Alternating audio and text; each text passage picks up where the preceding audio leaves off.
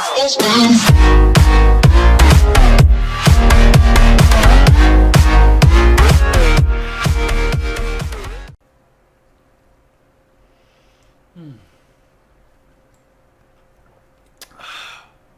wine in a box, but like a personal box. This is like an adult juice box.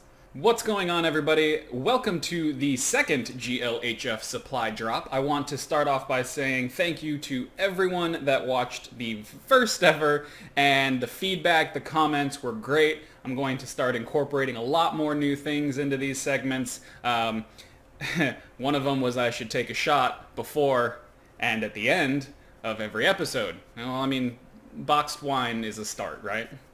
Also, I am going to start incorporating cooking demos into these videos. Please bear with me. I have to kind of figure out some logistics of where to put a camera. My kitchen is a little bit small, as you can see. So this is going to be a little bit of a shorter episode. Instead of talking about some food news and trends, I'm actually going to give you some kitchen tips for your home from a chef. In this episode, I'm going to focus on sharp and pointy things. Knives. Because there are so many different places out there to buy knives, and sometimes people don't know how many they need. They end up with a block set that's got like 45 different knives in it, and they only end up using 3. So in this video, I'm going to tell you, in my opinion, what are the only knives you need at home. So first and foremost, what I want to tell people right off the bat is to not always go with the big knife block. Sure, if you see them at some stores around, wherever you see it's got everything you think you'll ever need. And while yes, sometimes it may, it's also going to have a lot of knives you do not need. I don't know how many of you out there tourne potatoes on a daily basis to need a tourne knife. Also, sometimes with a lot of those knife block sets, you're getting knives that are lesser quality than if you were to buy a knife just by itself. So I did a little thinking and consulted a few chef friends of mine and have come up with this list of 5 knives that every kitchen should have that will cover roughly 99% of everyday kitchen work. This is like 3 glasses of wine. So starting off with number 1 on my list and number 1 on plenty of lists of people that I spoke to is going to be the classic chef's knife. These range anywhere in size from 6 to 12 inches, and what size you get really depends on, well, your size. Try out a couple different sizes, see what's comfortable in your hand and what you can work with easily without having to put too much strain on your wrist. The chef's knife is the universal workhorse of any and all kitchens. The nice long curved blade is perfect for that classic chef's rocking motion when cutting. Also, it's great for breaking down meats and poultry, any game and things like that.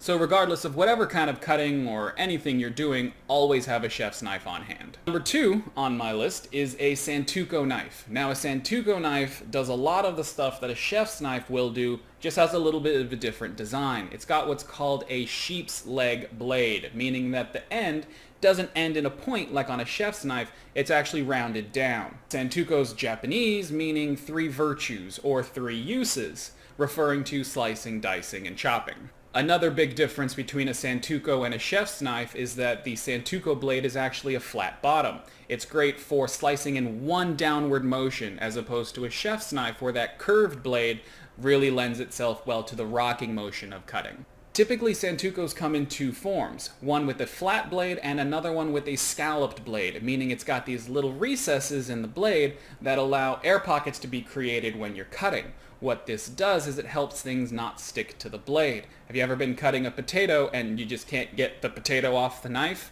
That's what those are for. A lot of people will say that a Santoku and a chef's knife are interchangeable, and this is completely true. You know, use what you're more comfortable with. A lot of people think that a Santoku is safer, seeing as how you don't have that pointy edge. A lot of people can put their hand on top of it when they're fine dicing herbs, and some people just feel safer without having, again, that sharp edge like you do on a chef's knife. Number 3, and absolutely vital in any kitchen, is a bread knife. Yes. Stop cutting bread with your chef's knife or your Santoku or just ripping it in half. Get yourselves a bread knife.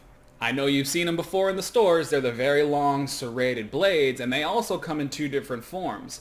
One, where the blade and the handle are level. The other form is an offset bread knife, where the handle is actually higher than the blade. What this allows you to do is cut through a loaf of bread without your knuckles hitting the board at the bottom. Some people think it's a little bit easier to cut. Now, why serrated, you ask? Very simple answer. The serrated blade allows you to cut through anything with a lot less pressure than you would use on a regular knife. And obviously, if you're cutting bread, you don't want to squish it.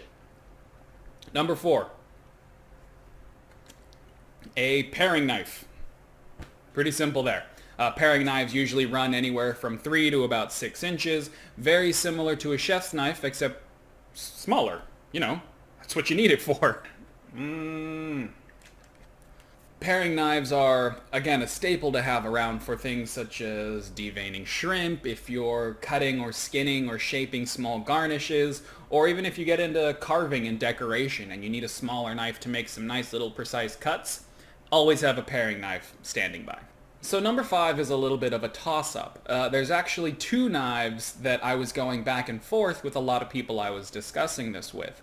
The first is the fillet knife, or the boning knife. Now this is typically a long, thin, and very flexible blade used for boning or skinning. Boning. I'm 5.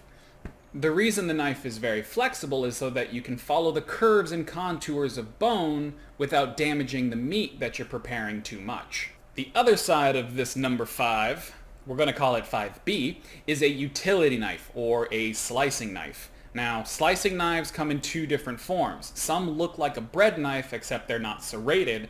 Others look like a chef's knife, only much thinner.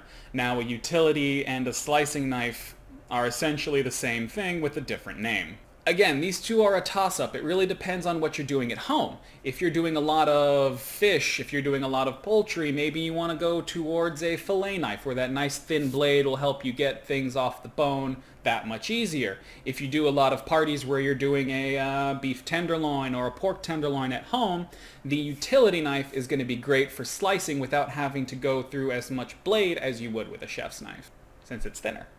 Quick rundown recap. Number 1, chef's knife. Number 2, santuco. Number 3, bread knife. Number 4, paring knife. And number 5, depending on what you do a lot at home, fillet or utility knife. And then just everyone go grab a kitchen steel and a nice pair of shears. Now, like I said, I am going to keep this a little bit short. We're not going to go into materials this video. If you guys want to hear more about German steel versus Japanese steel versus folded and stamped and ceramic, let me know in the comments down below and I will happily work on another video explaining the nuances of knives. But for now, this is just going to be pretty general. Also, if you think I forgot a knife, or if there's a kitchen utensil that you just think everyone in their kitchen should have and I missed, again, leave a comment down below and we'll make up another list later. I mean, why not? We'll talk about these things. Again, I want to thank everyone for watching this video. Make sure to like it, leave a comment with what you think, and please stay tuned for more coming up soon. And until then, I'll catch you later.